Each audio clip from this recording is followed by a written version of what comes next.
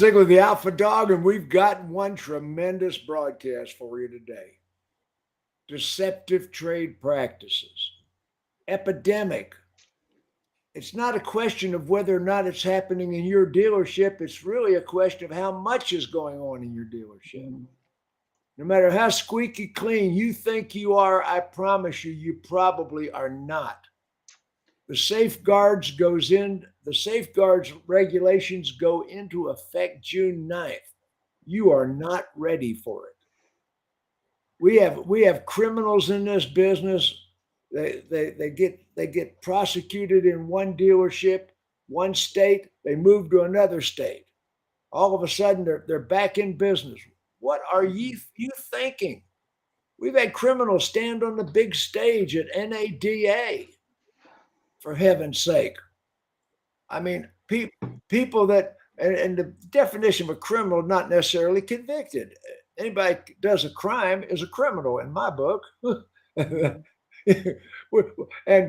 the panel today, the dog pounders, we lost April Simmons to illness. So she'll be back very soon.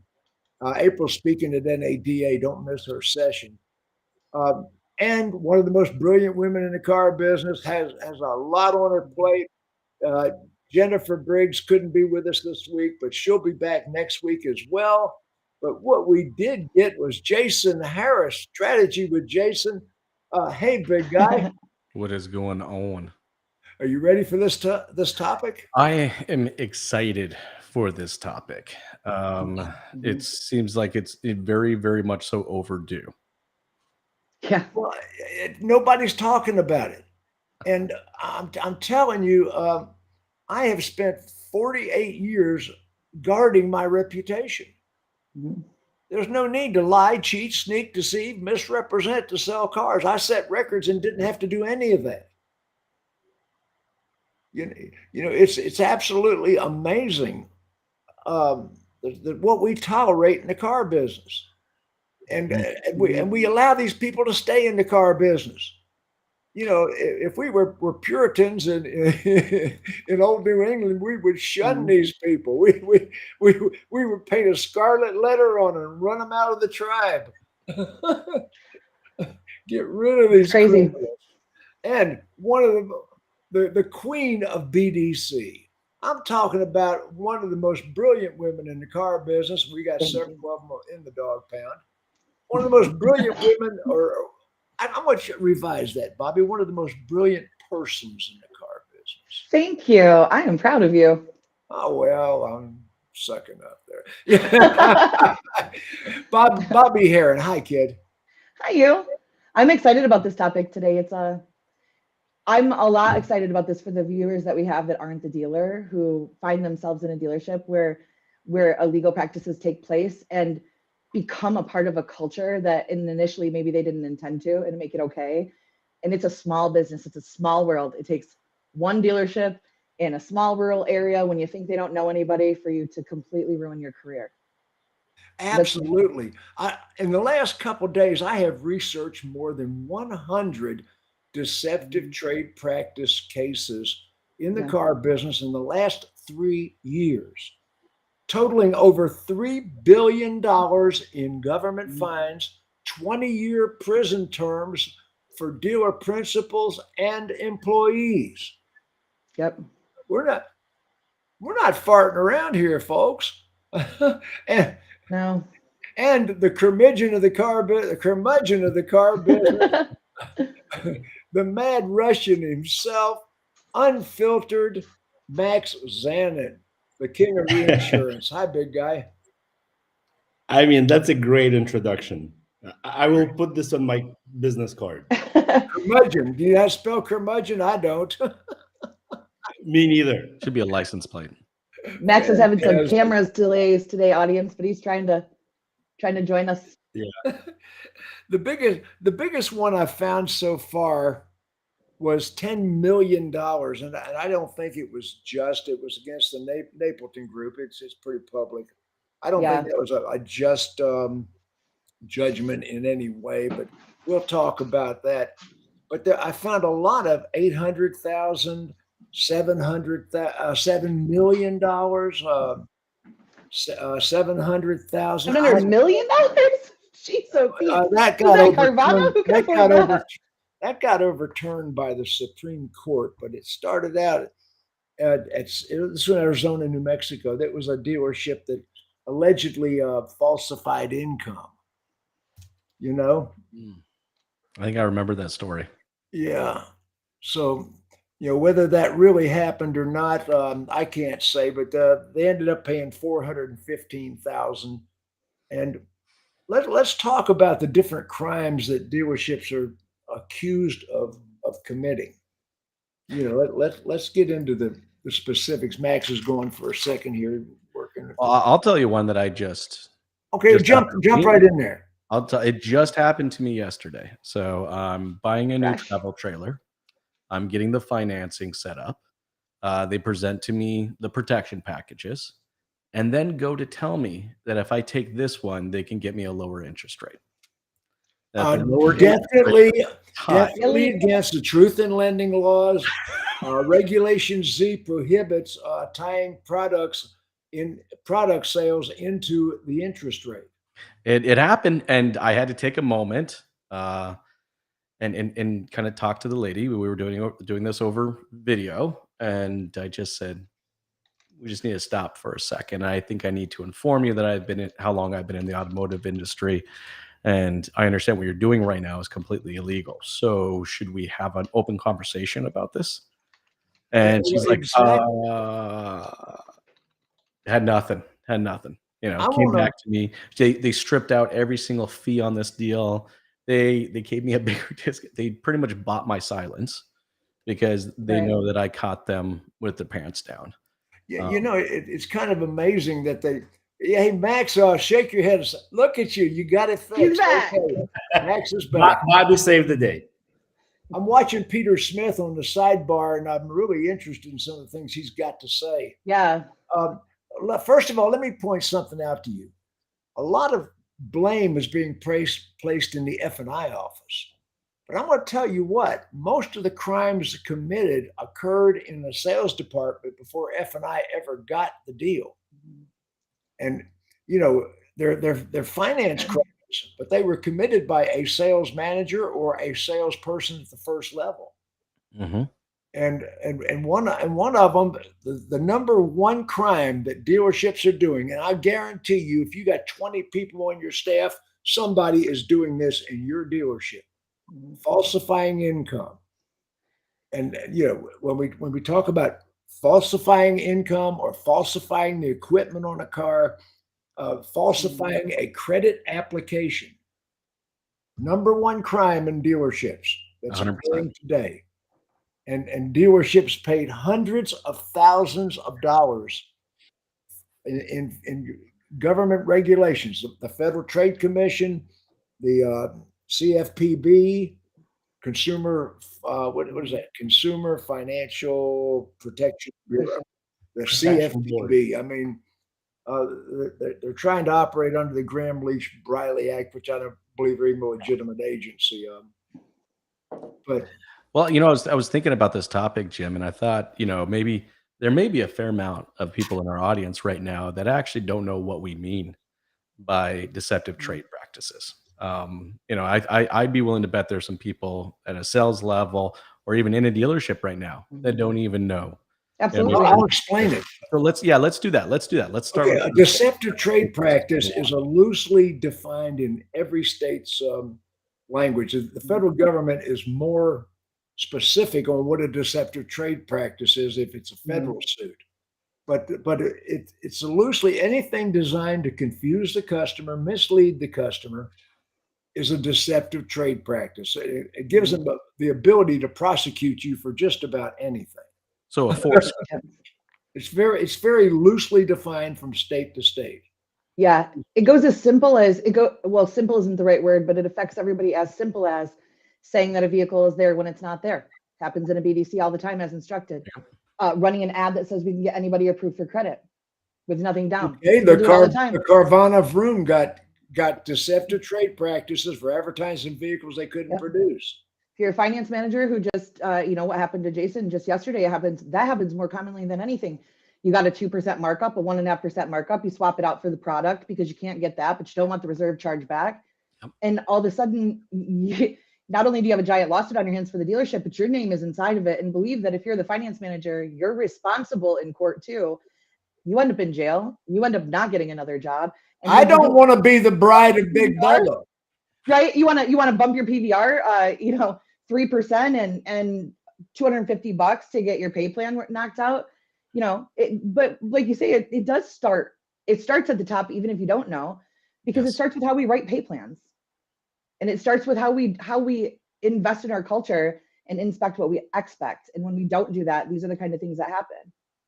Aaron Hartshorn says the three prongs of noncompliance in the Federal Trade Commission's eyes with dealers are non-compliant advertising, junk fees, or charges of discrimination. And I'm going to be talking about those three things, but actually the three elements of deceptive trade practice is prejudicial. I'm trying to remember the word, charging too much. And the other one is Gouging. Yeah, there's three of them. It just escaped me just as quick as I started to say it.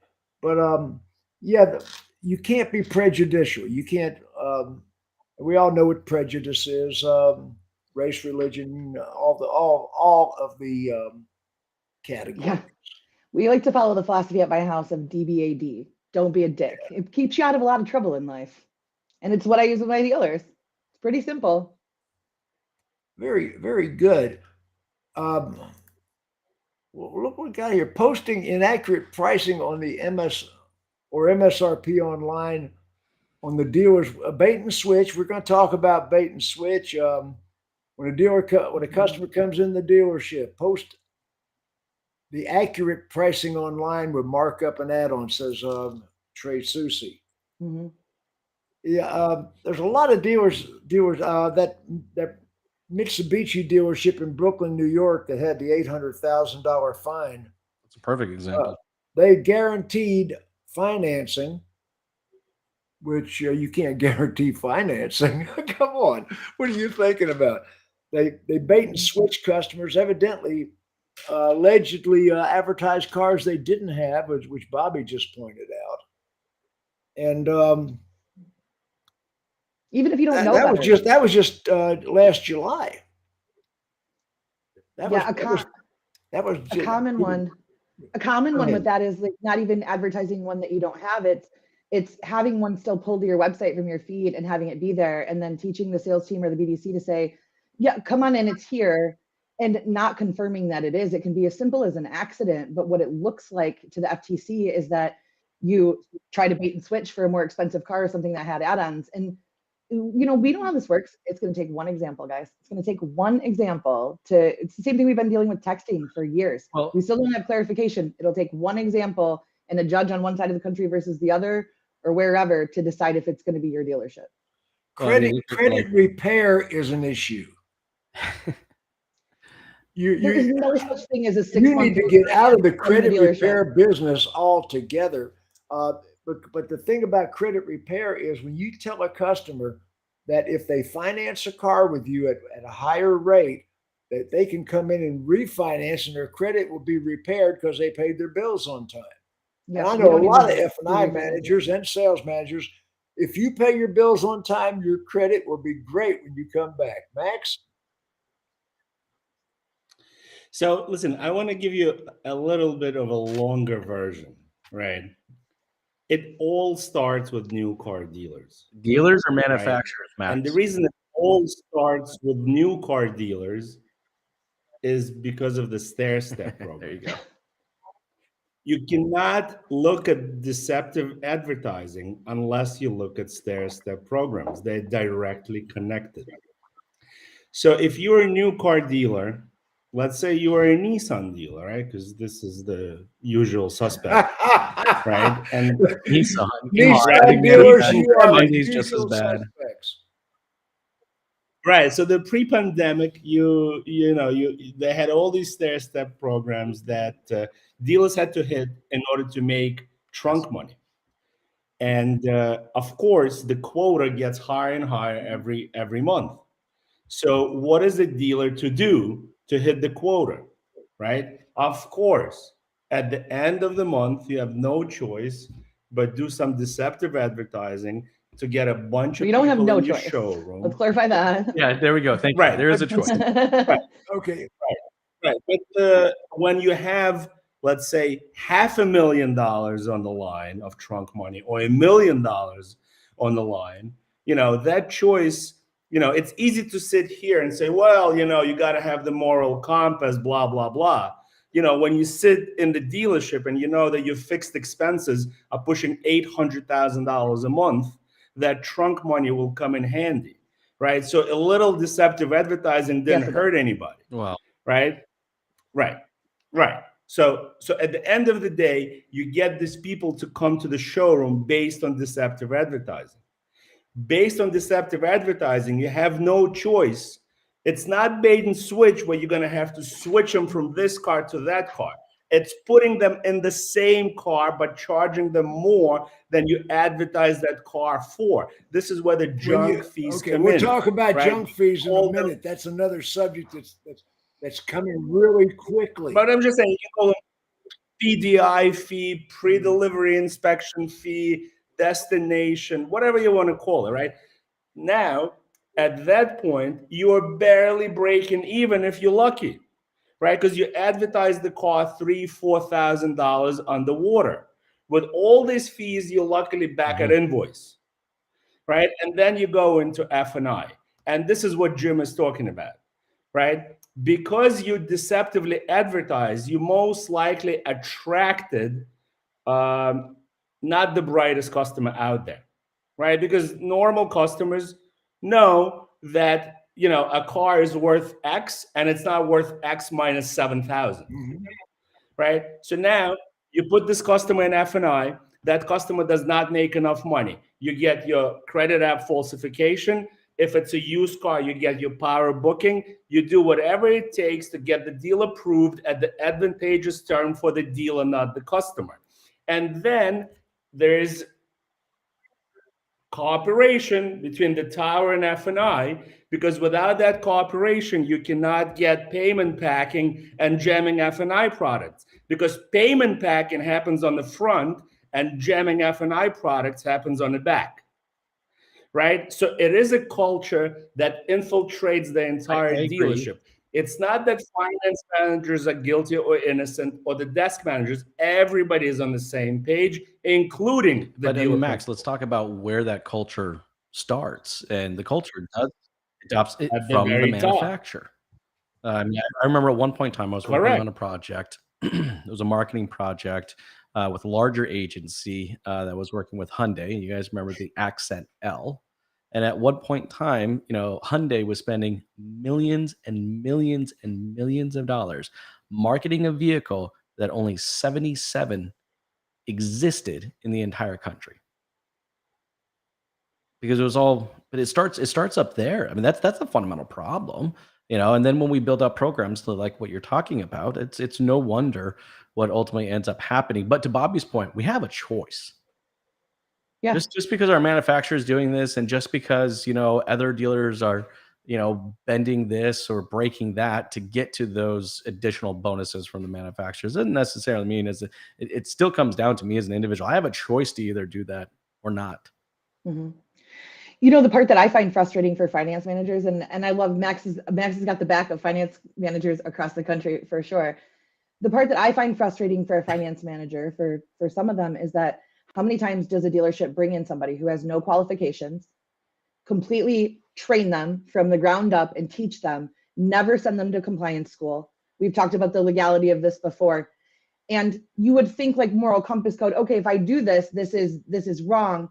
But if you've been taught that payment packing is a normal thing, and that this is just let's talk about payment packing how would you in a know? second. Bobbie, let me explain payment packing. Yeah. Okay, Christine Gregoire, who was the state attorney general of Washington in the late 90s, invented a term payment packing. She prosecuted 5 dealers and several credit insurance companies, service contract companies including Universal Underwriters, which changed their name promptly. And that's when the first time when she surmised that it was a violation of Regulation Z if you put a payment with products in it. You can't put any products other than the principal thing being financed, which is the car. You can't quote a customer a payment including a service contract unless you have already quoted one without a service contract and told them a base rate at a base payment at a base interest rate. Go ahead, Bobbie. When we think about payment packing and we think about something, I'm using payment packing because it's such a common practice that can seem as if you're just giving a quote. You go places all the time as a consumer, even some of these finance managers as a consumer, and these kind of things are quoted to you that way, so it can feel very normal. But this is a big part of the problem here is you're going to see finance managers, and we already have inside of lawsuits that actually didn't know better. Actually, we're not trying to break a moral foundation or compass. Actually, we're taught that this is how we quote things because, quote unquote, we don't know credit yet, we don't know this yet. It can come across in a very dangerous way for these people who aren't properly trained. I think we're going to start to see some more requirements here soon for compliance laws and for people having to be licensed to do finance. And truthfully, I think it would be protective of the people doing it and helpful for them to have to, so that they can't be lied to by the people they work with for and in the culture that they're currently in. Well, James Ganther, who is the most acclaimed compliance attorney in the known universe, says Deceptive trades are the dumbest sales tactic out there. Right. Putting it in writing, people. Jim, I just sent you, Jim Ganther, I just sent you a well said, invitation to be on the show on LinkedIn, on your LinkedIn messages. Get on with us. James is right. Right, but listen, I have to agree with Bobbie. Everybody heard that, right? Right. Wait a minute, you agree with Bobbie? Unless we're licensed. Never. Are you running a temperature? Even though my pronouns is not to agree with Bobbie. In this case, there's we no are on pronouns the same page. after You my have name. to license. Right. Stay on point, boy. You have to license finance managers, because how are they different from mortgage brokers? Yeah. How are they different from stockbrokers? How are they different from barbers? Right? Everybody has to be licensed. And if you violate 30 certain more seconds on this requirements, subject, Max, because I know no problem. But I'm saying, like, if you violate licensing requirements, would take away your license, and you cannot practice that profession anymore. This would be the best deterrent. Well, it does exist, and it's funny Peter brought it up, and thanks, Peter. I was just about to say it as well. In Canada, we actually do have that in place. But I'll tell you right now, we're international. It still happens. I would love to say it deters it, but it doesn't. It still happens just as much as I see in the States versus in Canada. But it's knowing versus doing. You have to eliminate the knowing before you can hold somebody accountable for the doing. And not to say you can't, but you should. It's knowing versus doing. At least then we know that somebody is choosing to violate a law, put our dealership in jeopardy, and put everybody in the dealership in jeopardy. You look at these dealerships that are in trouble right now. Bobbie, let's get specific for a second. Power booking. Power booking, number one crime that dealerships do. It is inflating the customer's income, additional equipment on the vehicle that isn't really on the vehicle, supplying the bank with a fraudulent invoice, or supplying the some dealerships are actually supplying federally insured banks, FDIC, or a credit union, which is NCUA insured, which is the counterpart to FDIC, National Credit Union Administration insures credit unions. If you defraud an insured federal, then it's a federal crime, and they are obligated to legally. There's Jim Ganther. They're obligated to prosecute you. Understand this. If you power book a car and the bank catches you, they are obligated to prosecute you under federal law. They can't let you go anymore like they did years back. Now that law has been on the books for 6 years now. Mhm.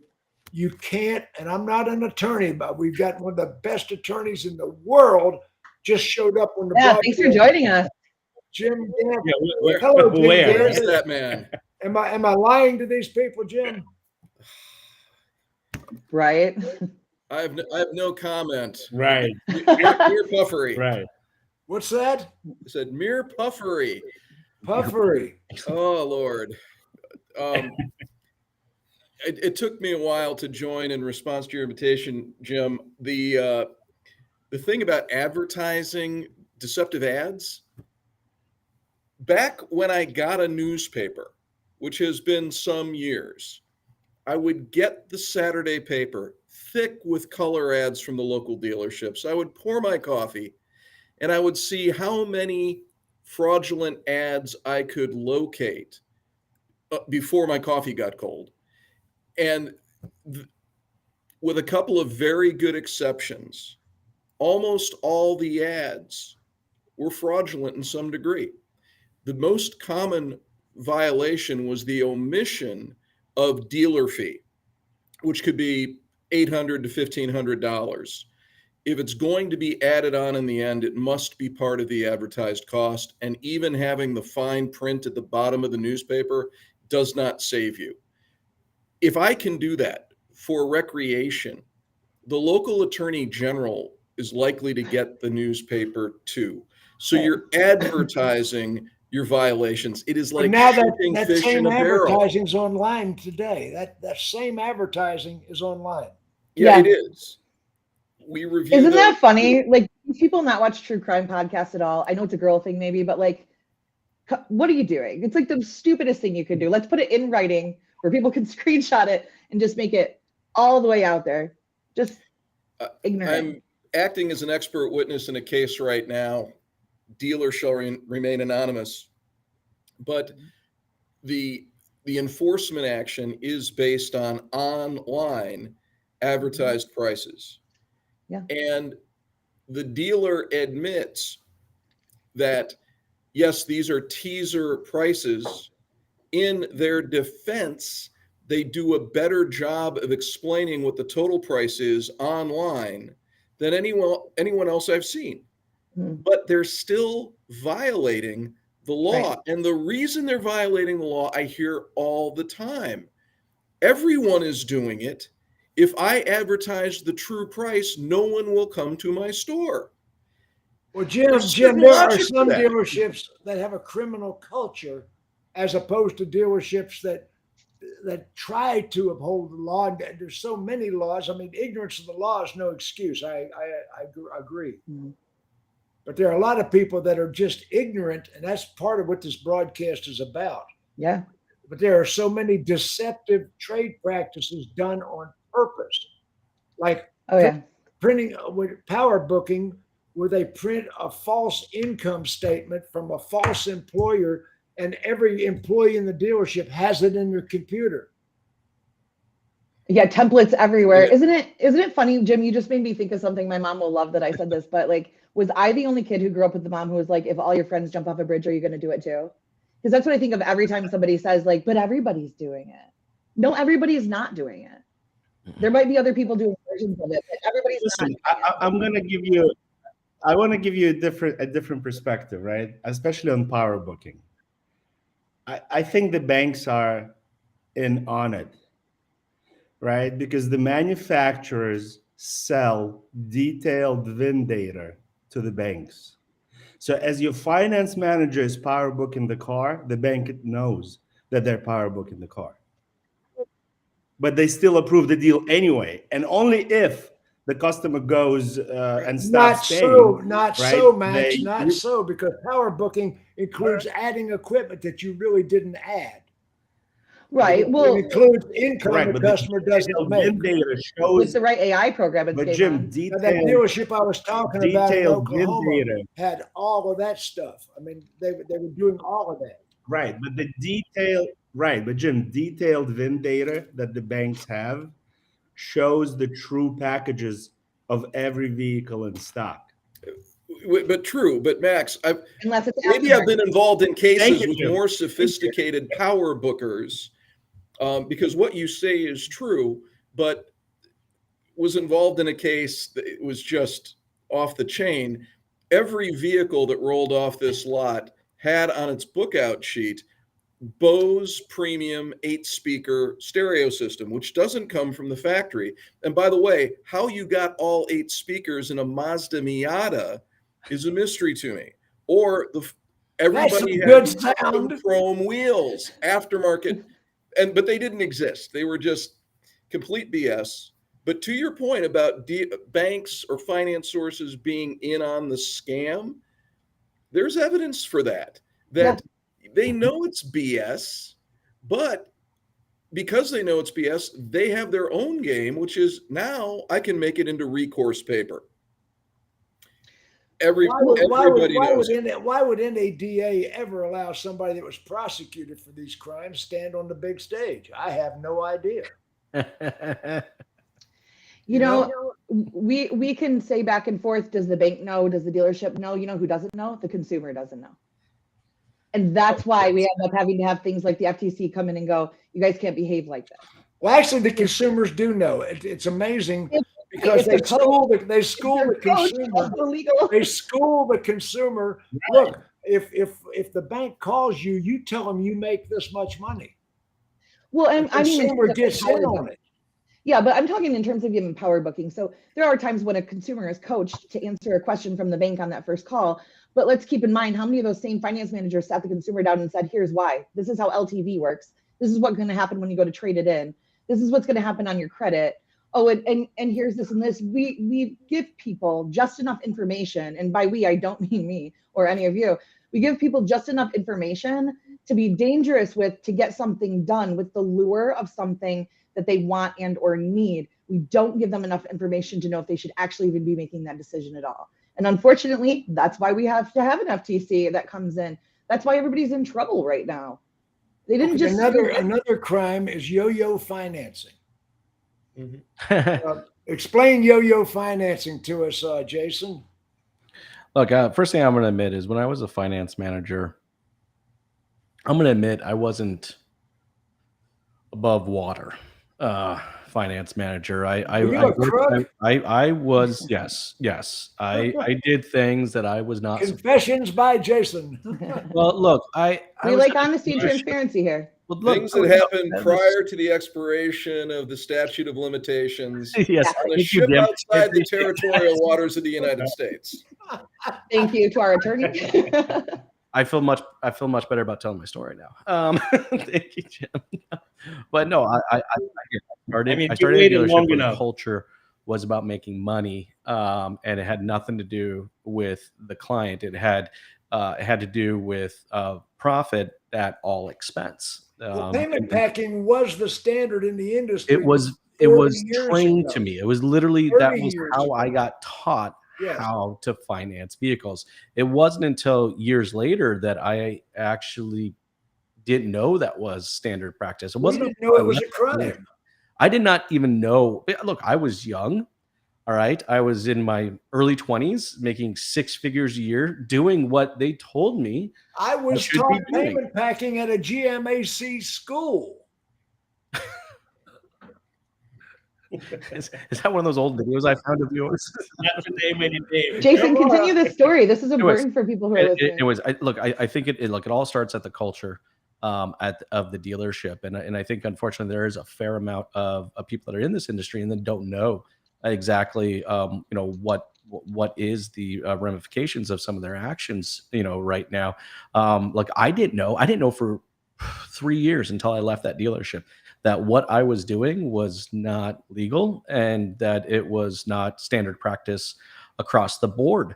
And, I was, I think, fortunate enough to get out of that dealership. I think about 2 years after I got out of that dealership, they did go to litigation and the dealership actually got shut down. And I think the dealer principal even served some time for the stuff that he did. But, look, I think for the reason I wanted to bring this up is because I know we're talking about this in this very broad sense. Mm-hmm. And, I have empathy for the young individuals out there that don't know that are being Yeah. taught these bad practices. And here we are, we're trying to have a conversation about how to end these practices. And I think Max and Bobbie, I think you guys both said this, and Jim, I think you even said it. Look, if it starts from the top, you know, and, you know, we can talk about all the different tactics and all the different tricks and, you know, the front loading, the back loading, the yo-yoing. Like, I mean, I will say our industry loves to find very creative ways to explain the actions of ourselves.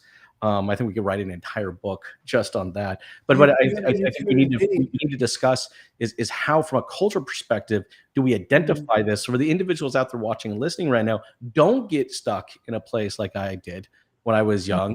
You know, so, you know, I'd love to kind of ask this for the rest of the group is how do you identify, you know, the young people getting into this industry? How do I know I'm getting into a business that I've researched 100 cases of deceptive trade practices in the last 3 years.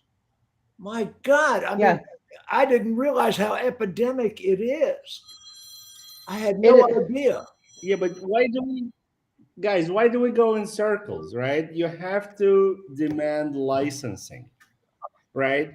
Because look at the comment that Peter Smith posted: extreme ownership, everything begins at the top. I agree. Everything does begin at the top, but licensing would, at the very minimum, put some kind of a barrier between the top, you know, and the sales. Hey, Max, if you kick a criminal out of a dealership, they go out and start consulting. Come on. I mean, next thing you know. Sometimes. That's very true. Listen, that's very true. But that is an indication of another problem. It's an indication of these people are not acceptable. These people are not acceptable.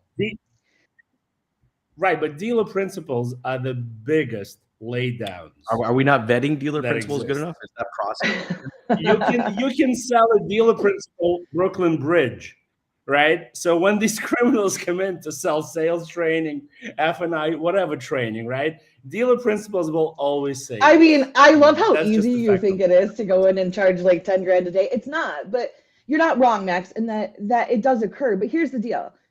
Again, ignorance is not an acceptable excuse for bad decisions, right? Jason asked a great question a minute ago. I don't want to segue back, but I don't want to miss that opportunity for the people who are listening, which is how, if you're coming into it, do you know? You watch things like this, you read as much as you can, you self-learn, and you join the compliance options that you have within your state. I know that is not easy. I can't even give you the starting path for exactly where I suggest you go. Jim might be able to. I'm sure everybody can give an idea of. But you don't believe everything you read either. You don't join an F&I 20 group or an F&I group on Facebook and then just take everything as law. You learn and you collaborate and then you research. And that's how everybody here got to where they are. Nobody said, here's all the knowledge you need. Good luck. You have to self-learn in any industry. And I will tell you, like Jason said, this is your career. So even if you're a $700,000 a year employee who ends up getting sued and doesn't go to jail, you won't be a $700,000 employee anymore within the industry. And if you are, your dealership will be known for those things. Do not make permanent decisions for temporary situations. It is stupid. Well, Bobbie, let's get back to specifics a second. Yo-yo financing is a defined crime. Yo-yo financing is when you finance somebody in a car and put them out on the street knowing they're going to get declined by the bank and they're going to have to come back. That is a defined crime, and you can be prosecuted, even jailed for that. Is that true, Jim Ganther? Well, I've in a vacuum, yes, but I've never heard of anybody being imprisoned for that as a solo first-time offense. That's a repeat offense, right? Well, generally, the AMG management case of a year ago, the Supreme Court, in a unanimous decision, they never have unanimous decisions, but they did on this one. And they said that AMG management could not be fined $1.2 billion with a B dollars because they were not violating a consent decree. Everybody in our industry says every violation of Section 5 of the FTC Act is originally a $12,000 or $14,000, now up to $56,000 fine. But that's not what the law said. all you can get in the first case is injunctive relief, a consent order. And when you violate the consent order, then you trigger the big penalties. And that had been misunderstood and misapplied for decades until the Supreme Court righted the ship. And now the FTC has got its motor vehicle dealers trade regulation rule waiting in the wings to try to reverse the Supreme Court. Getting back to your point, yeah, what you're talking about is illegal, but the heavy fines aren't going to happen until you've gone through the process, had your wrist slapped, and then you decide to ignore the consent order, and then the anvil can drop on your head. Well, Jim, what I found was several cases where yo-yo financing was included in the other charges and amplified the other charges. Does that make sense? No, yes, you have contributing factors that will amplify penalties.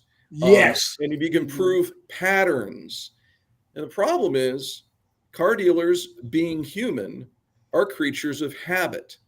So in my experience, it's very rare to find this one screw up. Generally, we've discovered a pattern of the same screw up repeated over and over and over again. And that will get you in trouble. You want to be able to prove that this error was a one-off. And it does happen, but it happens. I don't want to name any dealership names, even the good ones. We're not going to do that. No, Dealers we're not out going to there mention who the will dealer. fire you the minute they find out somebody has done payment packing. You're fired. There is no second chance. There is no PIP involved. If you get busted for payment packing and they do internal audits regularly, you only have to get caught once and you're gone. Those are the dealerships that if that one problem went to the Attorney General, they would get off probably without any penalty at all because they can prove they're consistently doing it the right way. The dealer I have in mind, when that happens, when they find out something bad happened, they write a report and they send it to the local office of the Attorney General so that if there is a complaint, they've had the file for a week.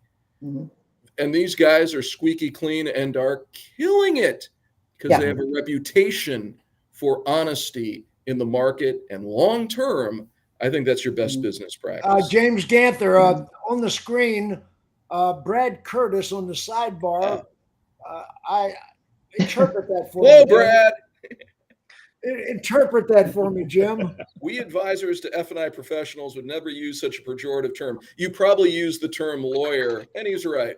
There you go. Yeah. Hey, Jim, I mean, look, What do I call you, barrister? You can call me the beta dog. Beta dog. I Okay, just so did somebody yo-yo text and ask financing what is yo-yo against the law. financing is. Even though yo-yo financing is against the law, and failing to sell the window etch. Window etch is a product that is probably drawing a lot of ire right now because people are telling customers it's pre-mounted when it's not pre-mounted, and it's an insurance policy anyway. Window etch has lured more people to prosecution than any other F&I and any other F&I process or litigation. I say not prosecution. really? That's brought in more? I thought it would have been nitrous, but I was the nitrogen. Oh, the nitrous. I thought nitrogen. Yeah, I was gonna say, I thought nitrogen would have been the number one culprit. But okay. Jason, if I can throw in a personal piece of experience, early in my career, I did government contract law, and I represented a company that made nitrogen machines for aircraft carriers. They sucked out the ambient air, separated out oxygen and nitrogen. The United States Navy will not deploy an aircraft carrier unless it has two nitrogen machines operating, one as a backup, because they put nitrogen in all of their jet tires and they don't fly without it. Nitrogen is a high quality product with real value. You get in trouble when you sell nitrogen and inject the ambient atmosphere. That's the problem. Nitrogen itself is valuable. I live in Michigan. We do nitrogen in our tires here, and it's legit. Max, Jim, you should immediately You should immediately contact Nightingale. You should let the paid spokesperson. Somebody get that mailbox money going right now. Absolutely. Gotta love that. Yeah. Jim, can Okay, I mention okay. real quick something? Everybody knows that supplying a fake invoice or supplying a fake job verification or a fake paycheck. Now, how about fake recalls? When the Bill Hurd organization was prosecuted by the state attorney general of the state of Georgia, allegedly they were sending customers recalls that didn't exist to get the service work. Okay, who exactly was going to pay for the service work, Jim? Well, it was customer pay upgrade. They were trying to upsell the customer after they did the non-existent warranty Creative. work, the They're non-existent recall. No, I'm not going to touch that one. No, and Bill Hurd's not there anymore. Yeah, I'm not touching that one. But you know, even Bill Hurd, who was accused of many things by many state attorney generals, allegedly, but truthfully, he is not out of business because somebody prosecuted him. He's out of business because of floor plan during the 2008 financial crash. I mean, the state attorney generals never got Bill Hurd. They were after him, but they never got him. They had a 7-digit settlement not long after I moved to Florida for false imprisonment. Here in Florida, when literally salesmen threw customers' keys on the roof. You've now restricted the customer's ability to leave, and they were arrested. Whoever was responsible literally went out in cuffs the next day. It was all over the local news, and I was teaching a class about a year later. And one of the people there said, I was a salesperson that day. And he said, what happened was for the month following that newspaper expose, or excuse me, the TV expose, we had 0 customers. I and 30 other salespeople had to find other jobs because nobody would come to this known to be toxic dealership. So they really, they lost $1 million plus to make the case go away, and they lost a month's revenue out front. That's pretty significant, and probably more than the AG would have gotten. And that's not their only story. Well, there's a lot of stories. The tax bump's illegal. The tax, I don't even know what that one is. I'm actually not familiar with the tax bump either. There was a dealership in Memphis, Tennessee, in the 70s that was renowned for the tax bump. When the customer bought a car, they would put the customer in a room with ugly ass black paneling on the wall, and there was a desk in this room. They would sit the customer at a desk, and on the wall was a picture of the President of the United States, Jimmy Carter, and on the other wall was a picture of the governor of the state of Tennessee. And there was a state seal of the United States right on the desk. And there was an American flag and the state flag on either side. And the people would sit there, and so help me, a guy would come out that looked like Andy Griffith in Matlock wearing a seersucker suit. How you folks? I'm authorized and required to collect taxes for the state of Tennessee. I see you bought a car from these people. and now the taxes were already figured into the deal. This is a double taxation. And a lot of people are doing the tax bump right now in the F&I office and in the sales department. How do you intend to handle your taxes? They've already figured the taxes in the deal, and then they're bumping for the taxes or quoting a customer a figure without taxes, including a lease. You cannot quote a lease to a customer who is physically where they live and you know what their taxation is. You can advertise plus taxes because you don't know where the people live and you don't know what their taxes are. But when you physically got a customer, you must quote the lease with taxes included. It's the good old money down versus money due, right? Yeah, but the tax bump, there's a lot of dealerships out there right now, Jim, doing the tax bump. That's a new one. Oh man, It's I don't think crazy. they got Andy Griffith, but they got the whole. thinking hell must be full. it's I was gonna say, I remember the EV rebates and all that going on. I remember the Jason, we just had to bring cash up for EV, huh? clunkers.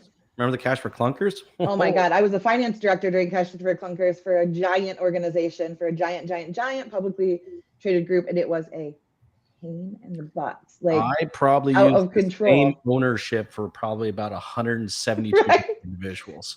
It was, I remember having a fax machine, a scanner, and like 17 setups in the office for that whole system. It was crazy. I want to mention just real quick, because the comment has come through a couple of times in my private messaging. A lot of people said, what is yo-yo financing? And although we gave an explanation, let me real quick. Yo-yo financing is fine. Go ahead and explain it, Jason. Yeah, So, like, I well, actually let me actually sorry, tell go them ahead. something real quick. Also known as spot deliveries. We make it that simple. There you go. In states That's that actually what it is. No, legally it no, varies. it's not. Yes, it No, varies it's in not. different No, states. it's not. No, it's not. No, it's not. No, it's not. That is what we No, call it no, now. no. Okay. No, yo-yo financing is not spot delivery. It's spot delivery when you know for a fact this customer will Right. not qualify for the rate. Right. Spot delivery is not. I spot delivered a whole lot of people. I knew they were good. I knew they would stay in the car because I studied my craft. But no, So no. keeping Spot in delivery keeping is in mind, not. keeping in mind that I didn't finish that sentence to be able to say spot deliveries are legal in some states and not legal in others. And part of the FTC issue that comes in, and you'll see this in states that where spot deliveries aren't legal, is the term yo-yo financing is used in it. I'm not saying that that's the exact term for it, but that is used, and that's why the question came through on the DMs. Yo-yo financing is putting a customer in a car knowing they're not going to get approved, and knowing they're going to come back, and then. But the issue with that, Jim, is you have to prove that they knew that. So right. Once again, like Jim Ganther just said, a pattern develops where you've done this multiple times. Yeah, some states totally legal in, but some they aren't. Generally, all you need, remember, the magic term is pattern or practice. Practice is you did it once.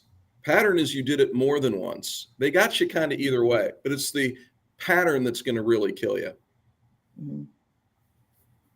Yeah, the dealership I was working at, we had what we called a senior finance manager. The senior finance manager would tell us to spot deliver it, but he was the only one knew that he was going to have to make a call 2 weeks later to bring that vehicle back, and at a higher rate. And a lot of times already had the paperwork ready to go before they even left, knowing that they were going to come back in a week or 2 weeks to sign on a higher interest rate. So there was a controllable process, all right, in place that allowed stuff like that to happen. But it was under the disguise of a spot delivery. Like I said, the number one deceptive trade practice in a dealership today is still power booking, and that in most cases is a federal crime. You know, because you're dealing with a federally insured bank.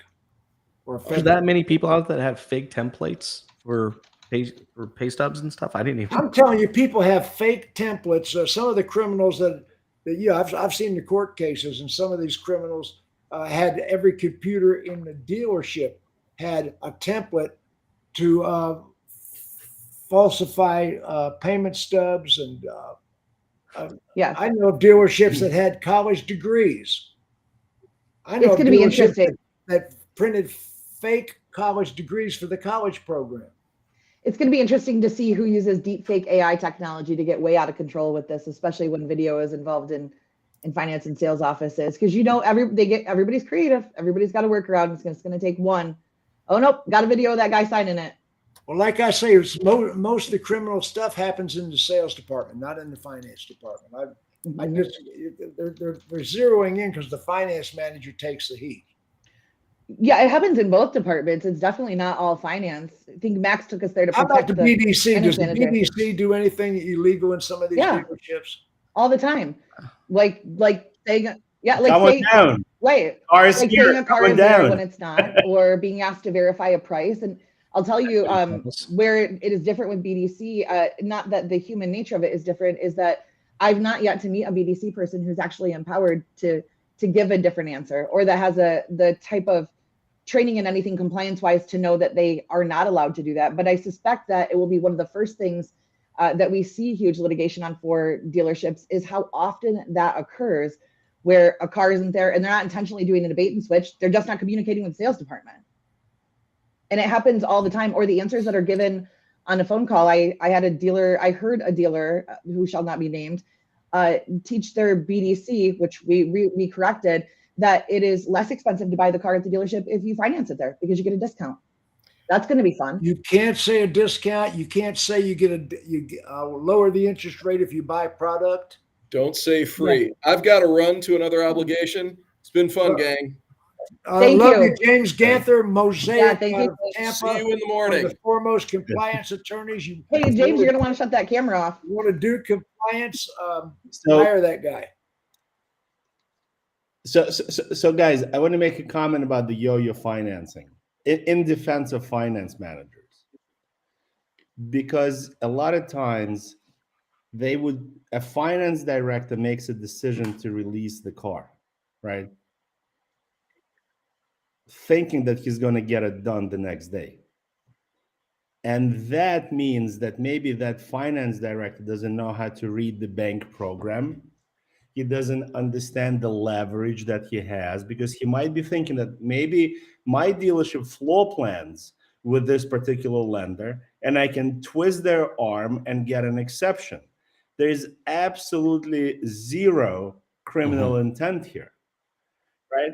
It just happens that it doesn't work out. And they have to bring the customer back and say, hey, Mr. Customer, Miss Customer, right? Either you give the car back or you have to take it at this interest rate. Not because the dealer or the finance manager is malicious, but because things just happen that way. Because there is an element of art to F&I. It's not just science. You have to learn to read a bureau and know your bank programs. And to be super clear, I am all for a spot delivery for the right reasons and in most states, but in some states, it's illegal. So for the people listening who go, well, is it okay in my state? I'm just saying that those terms can be used in reverse or in conjunction with this situation. It does not mean that doing a spot delivery is a bad choice or it's illegal. You're typically trying to help the consumer. And this is typically a pretty normal practice, but it was proposed in 2022 that the term be used by FTC be used to describe that. It's different in different states and the rules vary. Right. Another point I want to make is about window etching, right? We can make many arguments that it's this or that. At the end of the day, window etching policy is awesome, right? Because if your vehicle is stolen, it pays above and beyond what your insurance policy is going to pay. Where dealers get in trouble is by charging too much money for it. But let's assume for a second, you want to be doing the right thing as a dealer, and you want to stand out from competition, and you want to have a compelling why buy from us story. Why wouldn't you just preload window etching at no charge? Well, that would be a different situation, certainly. Yeah. But to charge a customer, and there's a whole lot of arguments. But if you got employees like paying off bankers, I mean, why would somebody hire a criminal like that? I mean, some of the things I hear about just blow my mind. I think part of that comes in because part of the law, when you're calling to find out if somebody's references, is would you hire them back again or not? You have to be so careful of what you say that unless it's public knowledge, they might not even know. It's like bad dates. There should be a database for it. You could just go in and be like, getting down to the last 2 minutes. Like anything you haven't said you need to say, Jason? No, I think we did a good job of kind of covering it. I think for anybody out there watching and listening right now who's in the industry and you feel like maybe the dealership that you currently are working at may be participating in some of the deceptive practices that we discussed today, don't be afraid to reach out and ask. I'd be glad to take any questions or DMs. It's hard because there's not always a clearly defined line. There is some gray space. So, but you know what? If you think it and you feel it, you need to talk about it. Yeah, well, some of the most prominent dealers in the world get duped into hiring some of these criminals. It just blows my mind. You know who you are. Okay, Max, anything you haven't said? We got 1 minute. Listen, I'm good. All I want to say is that dealers that hire these guys, they're good guys. You know, they're just complete laydowns because they sell all day, and when somebody else comes in to sell them, they lay down and they buy it hook. You know, the whole thing. You know, it doesn't matter what the past is or the future. Or the Okay, present. Bobbie, we're over time. What you got?